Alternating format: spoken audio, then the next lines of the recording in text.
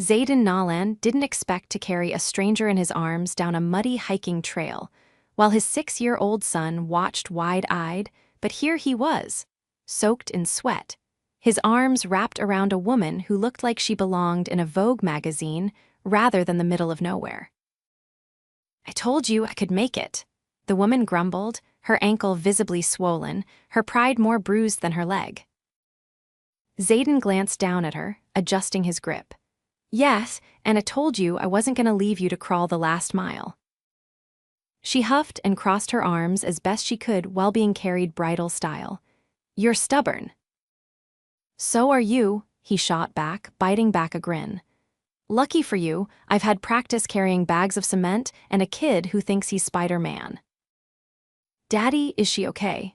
little Oliver asked, trotting beside him with his Spider-Man backpack bouncing at his sides. "She'll be fine, buddy," Zayden said, nodding toward the parking lot finally visible through the trees.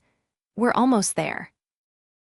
The woman, Celia Monroe, though he didn't know that yet, winced as another jolt of pain hit her ankle. She twisted it pretty bad coming down the trail, and Zayden happened to be the only one nearby when she cried out. He hadn't hesitated, just scooped her up and told Oliver to grab her bag. They reached the lot, and Zayden gently set her down on the bench near the trailhead. She looked at him, her eyes a sharp, captivating hazel that made him pause mid-motion. "Thanks," she said, her voice softer now. "Less fight, more vulnerability. You didn't have to do that." Zayden crouched in front of her, checking the ankle. "You're lucky it's not broken," he murmured. "It's gonna swell like crazy, though. You need ice." "I'll call a car," she said, reaching for her phone. "No signal up here," he replied, nodding at his truck parked a few feet away. "I'll take you down to town. There's a clinic near the diner." "I don't want to inconvenience you." "You're not," he cut her off. "Besides, Ollie's hungry. We were headed there anyway. Right, buddy?" "Do they have pancakes?" Oliver asked, hopeful. "The best," Zayden chuckled. "Come on." Celia hesitated, but the pain made the decision for her. She let him help her up again, biting back a wince as he guided her to the passenger seat of his beat-up truck. Inside, it smelled faintly of sawdust and something lemony. "You a carpenter or something?"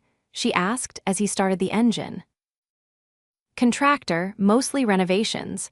Small stuff these days," he said, his tone casual but tired. "Work's been slow." Oliver piped up from the back. "Daddy builds houses, and he makes the best grilled cheese in the world." Zayden glanced at Celia. "My toughest client," he joked, nodding at his son in the mirror. She smiled, genuinely this time. It softened the sharpness in her features. "Sounds like you've got your hands full." "Yeah, well, it's just me and him," Zayden said. "His mom left a few years ago. Guess solo parenting wasn't her thing." "I'm sorry," Celia said quietly. He shrugged. "We're doing all right. Some days are harder than others." The silence that followed wasn't awkward, it was thick with something unspoken. Something that made Celia look at him again, really look. He wasn't polished. His shirt was 2 buttons undone, his hands calloused, his jaw shadowed with stubble. But there was something in the way he focused completely on his son, and how he didn't once try to impress her. He was just being himself. When they pulled into the small-town diner, Zayden parked and moved quickly to her side, offering his arm to help her inside. Oliver skipped ahead, already announcing, "3 pancakes, please." "Guess I've been outvoted," Celia muttered. Zayden laughed as he helped her into a booth. "You don't seem like the pancake type." "What's that supposed to mean?" she said with playful fire. "You're wearing heels in the woods," he said, raising an eyebrow. She looked down at her expensive, now ruined Louboutins and sighed. "I needed air. I've had a day." "Bad day, huh?"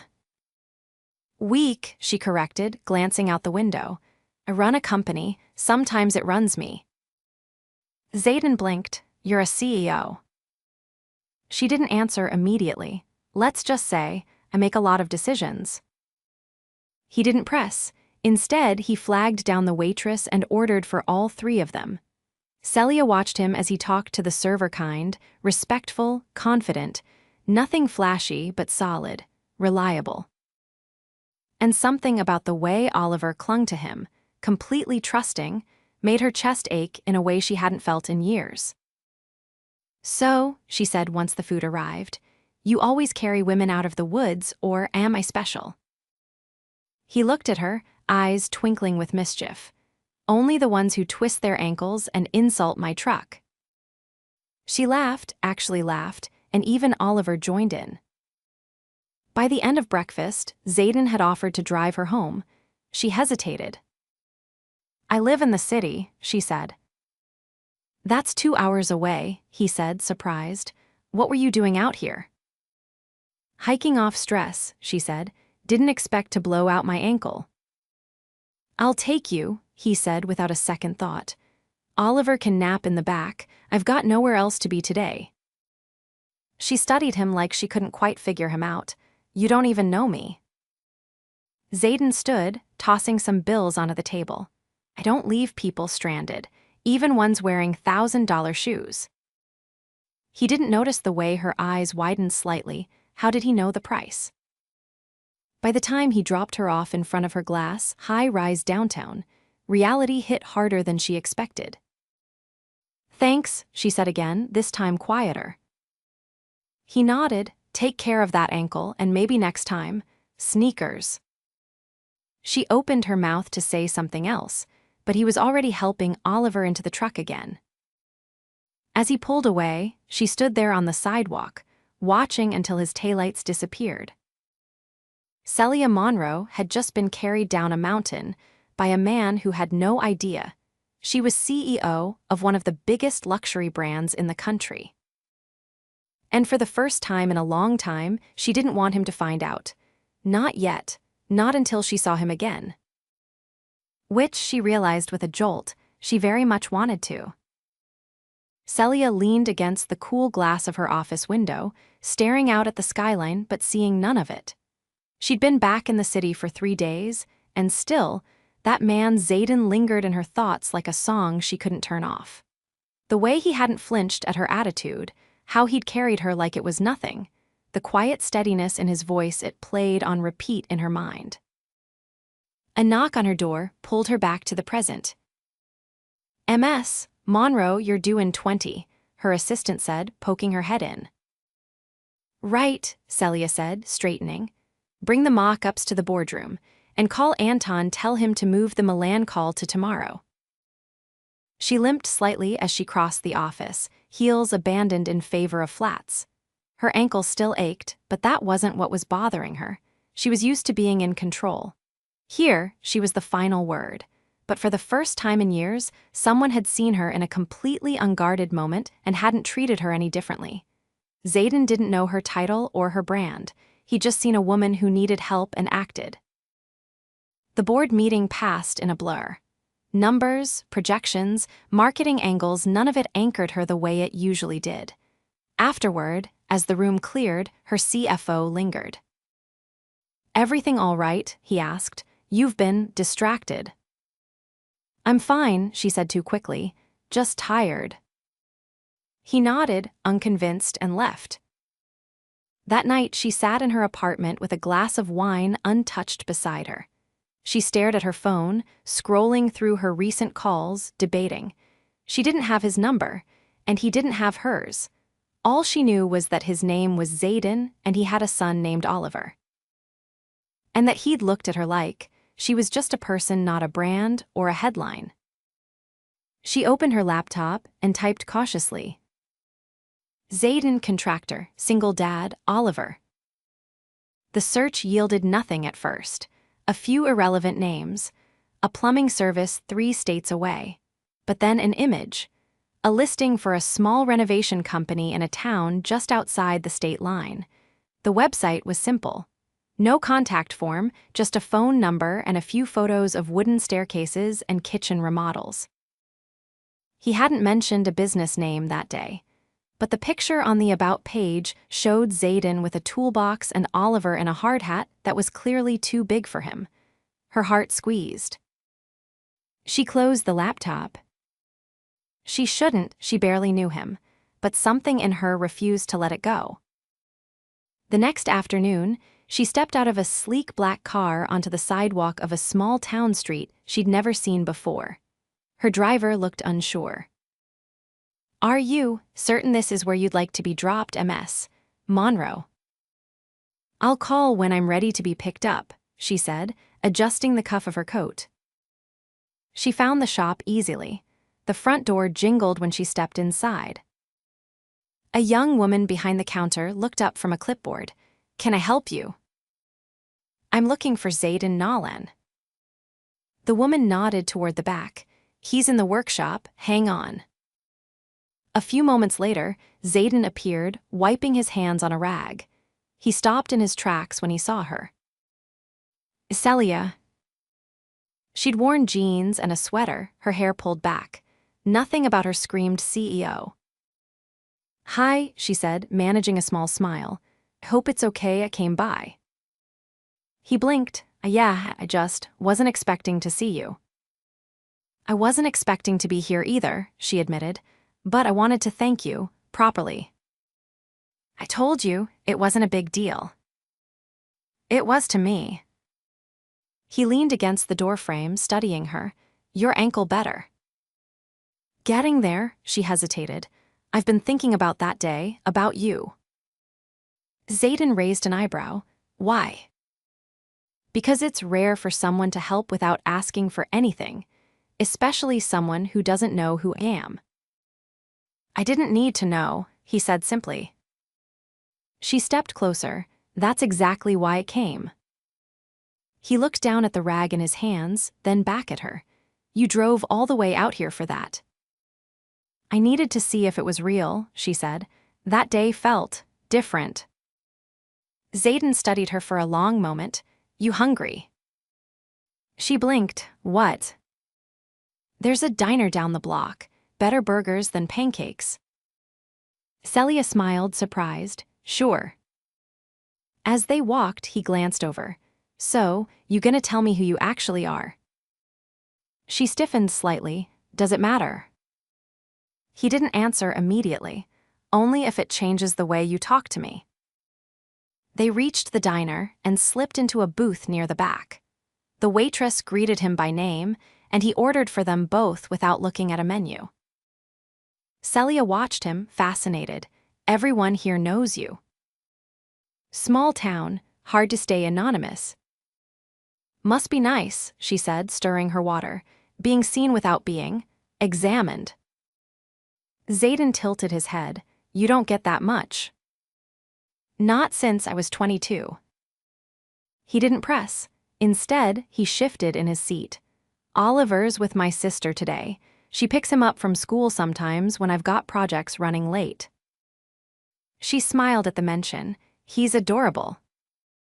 "Yeah," Zayden said, a warmth in his voice that couldn't be faked. "He's the best part of my life." Their food arrived, and conversation turned casual but not shallow. They talked about music, the weirdest things they'd eaten, the worst jobs they'd had. Celia confessed she'd once worked in a bookstore and got fired for reading too much on the clock. Zayden admitted he used to hate group projects in school because he didn't trust anyone to do the work right. They were halfway through their meals when he leaned back. "You still haven't told me what you do." She hesitated. "I run a company." He waited, his expression unreadable.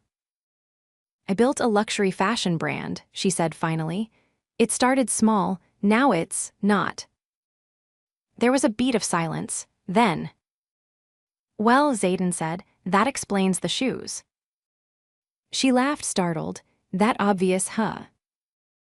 "You wear your confidence like armor," he said, matter of fact.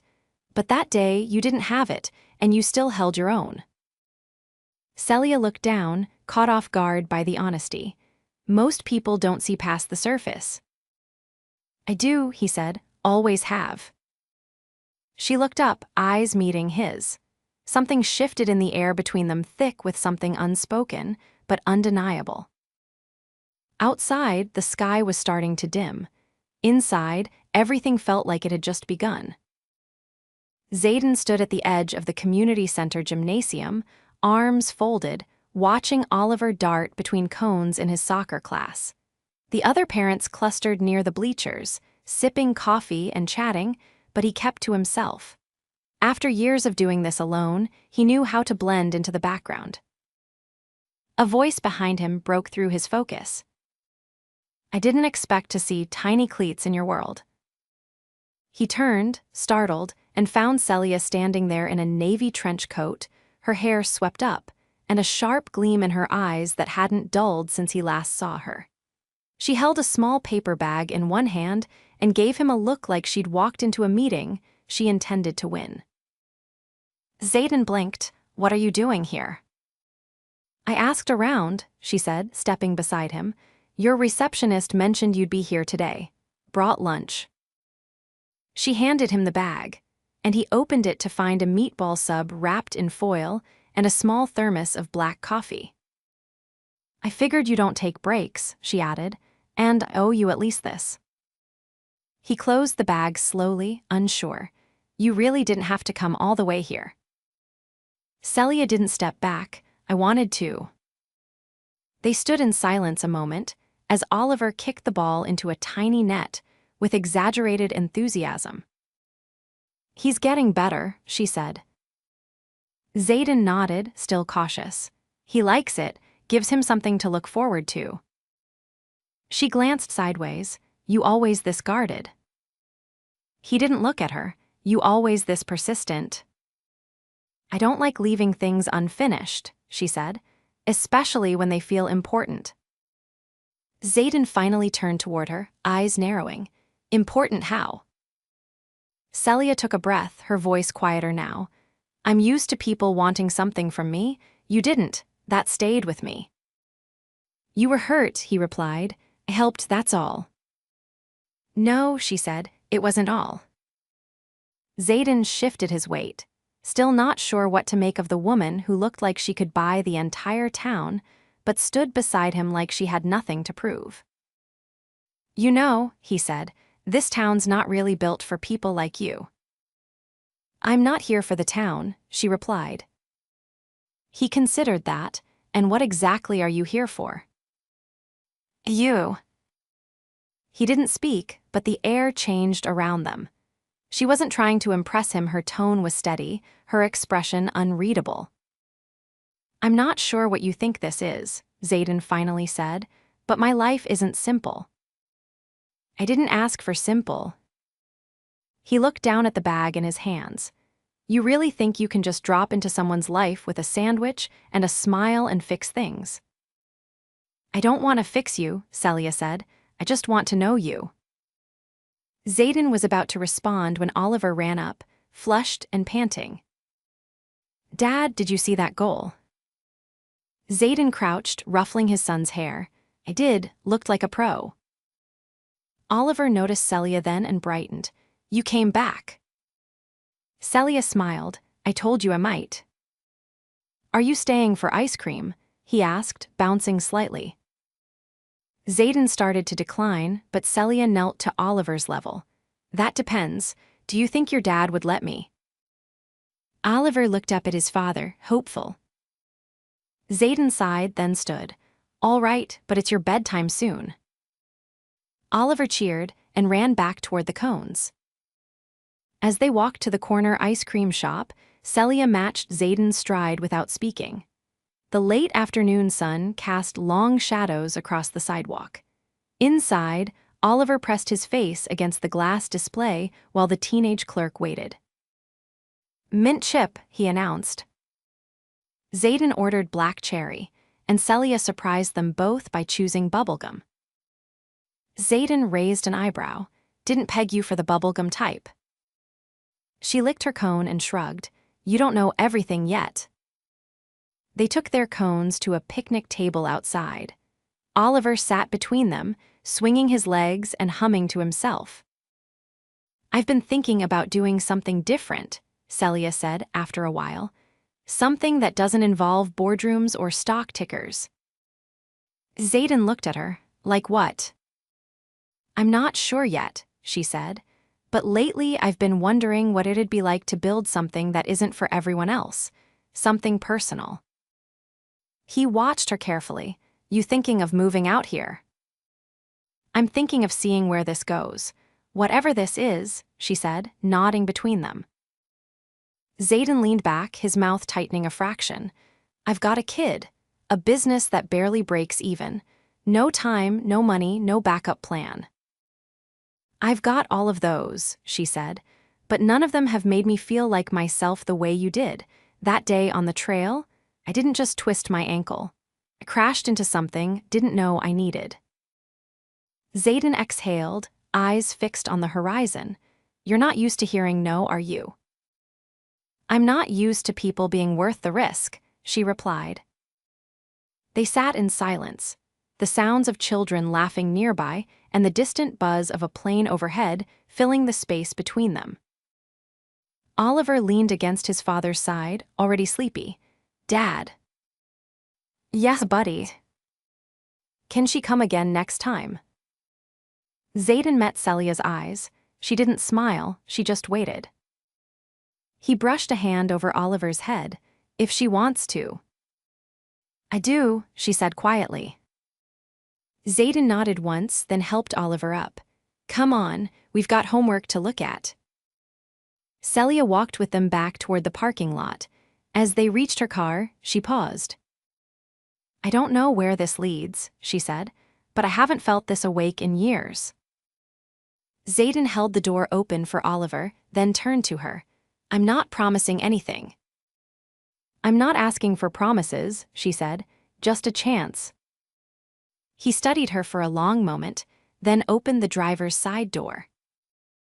I'll call you, he said. You don't have my number. He reached into his back pocket and pulled out the folded paper from her lunch bag. You wrote it on the napkin, he said.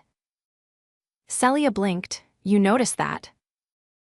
I notice more than you think. She stepped back, letting him close the door. As the truck pulled away, she exhaled slowly, the city behind her, the road ahead uncertain.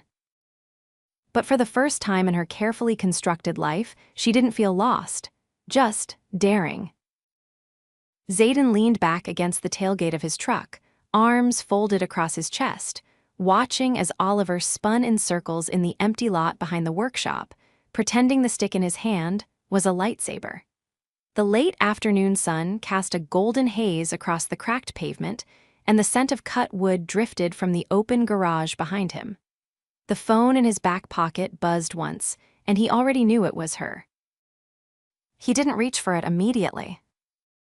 The last few weeks had been a slow unraveling of everything he thought he understood.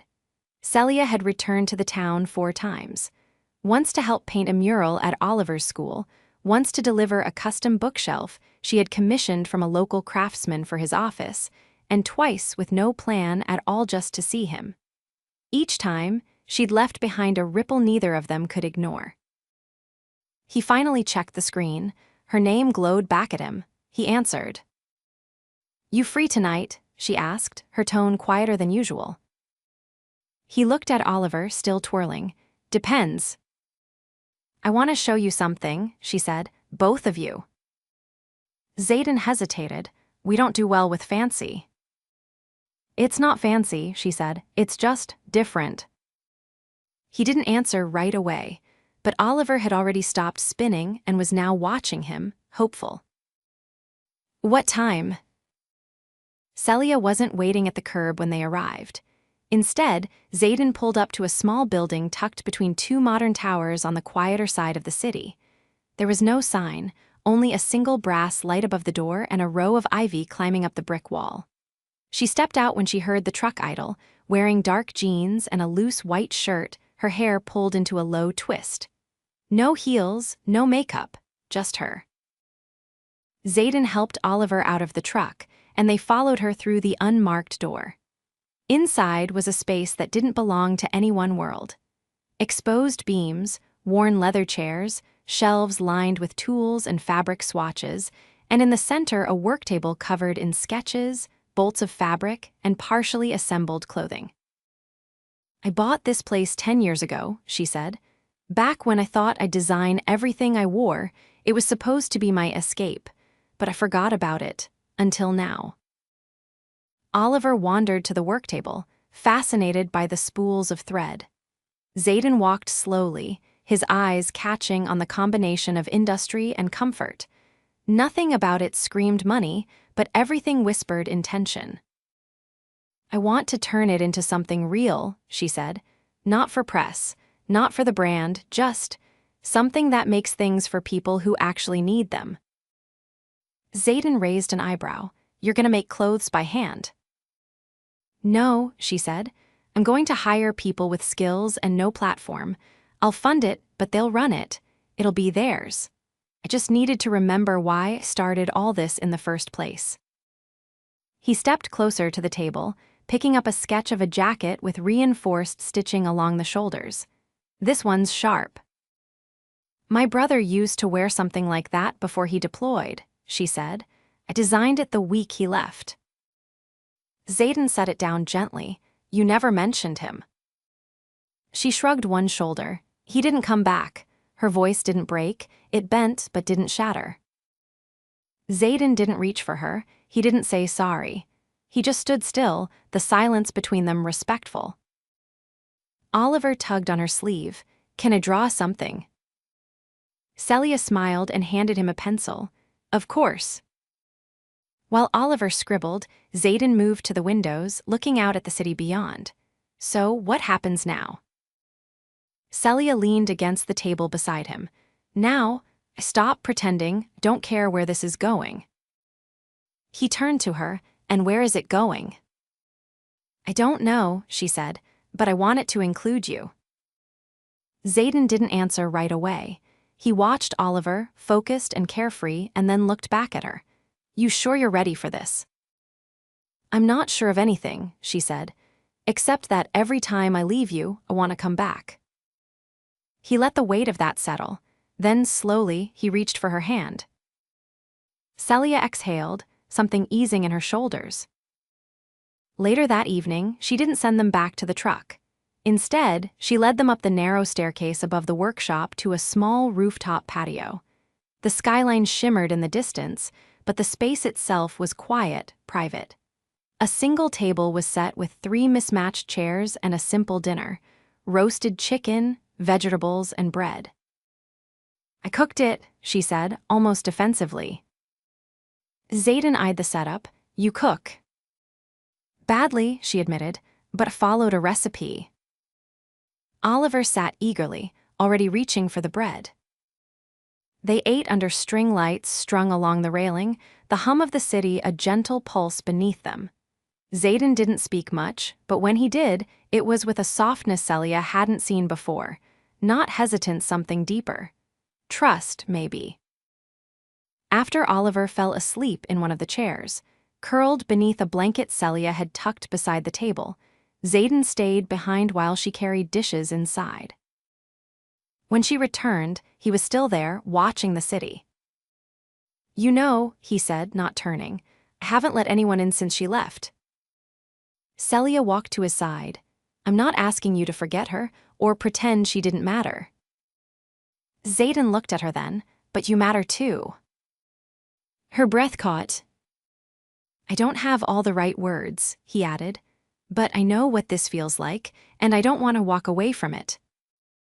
She stepped forward, closing the distance, and reached for his hand again, the same one that had carried her down a trail weeks ago without hesitation. "You won't have to," she said. He bent his head, resting his forehead gently against hers. No grand declarations, just the quiet certainty of 2 people who had spent too long building walls and were now finally ready to dismantle them together. That weekend, she returned to the town with a suitcase, not to visit, to stay. She rented a small house near the school, enrolled Oliver in the after-school art program she'd anonymously funded, and began hiring for her new studio. Not one headline mentioned it. No press releases. No cameras. Xaden built her a new workbench by hand. She designed him a jacket for the winter. Oliver helped paint the front door bright blue. And slowly, without flash or fanfare, they became a family. Not because they planned it, but because they chose each other, again and again, in every ordinary moment that followed. Xaden stood in front of the long mirror bolted to the wall of Celia's newly reopened studio, adjusting the cuffs of the navy button-down she had chosen for him. He didn't usually wear anything that needed ironing, but tonight wasn't a usual night. The grand opening of the studio's first community collection was happening in less than an hour, and the space buzzed with last-minute preparations. The soft hum of sewing machines had been replaced by the clinking of glasses and the shuffle of heels on pas. Celia passed behind him, fastening a delicate silver clasp at the back of her neck. He caught her reflection in the mirror.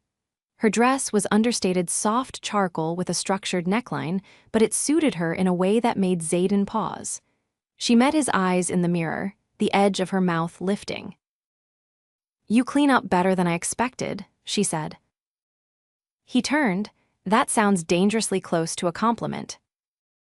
She tilted her head. "Take it while it lasts. I'm officially in pre-event chaos mode." He nodded toward the door. "You sure you want to do this without the press?" "I want to do this without control," she said, her voice lighter than it had been in weeks. "No press, no lights, no forced smiles, just the people who made it happen." He leaned against the doorway as she gathered a stack of hand-printed programs from a table. "You're different when you're here." "I'm real when I'm here," she said, glancing up. "It's strange. Haven't felt this grounded since I was 19. Before the brand became everything," she said. "I used to care more about the people than the perception. I lost that somewhere along the way." He crossed the room and gently took the stack from her hands. "Then, I guess it's a good thing you found it again." She looked up at him, her expression shifting. "I wouldn't have without you." Before he could say anything, Oliver burst through the door in a button-up shirt slightly wrinkled from the car ride, and a pair of 2 big dress shoes he'd insisted on wearing. "Miss Celia," he called, holding up a folded piece of paper.